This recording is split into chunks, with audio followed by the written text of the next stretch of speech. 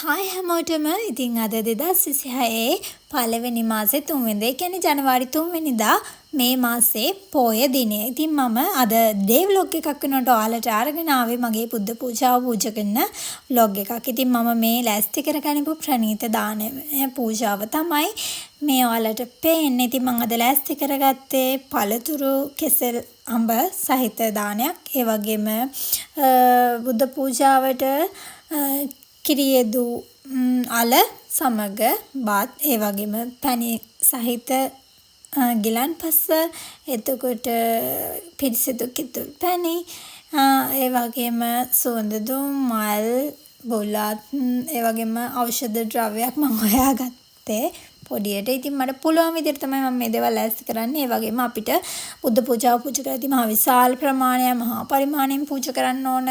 ගොඩක් දේවල් තියන්න ඕන, මිලදික දේවල් තියන්න ඕන කියලා දෙයක් නැහැ. අපේ ගෙදර අපිට වටපිටාවෙන් අපිට පූජා කරන්න පුළුවන් ඕනම දෙයක් පිරිසිදුවට පිළිවෙලට ලෑස්ති කරලා බුද්ධ පූජාව පිළිගන්නන ස්ථානය එහෙම නැත්නම් බුදු පිළිමය නිරන්තරයෙන් පිරිසිදු කරලා දෝවණය කරලා අපිට මෙන්න මේ විදිහට බුද්ධ පූජාව පූජා කරන්න පුළුවන්.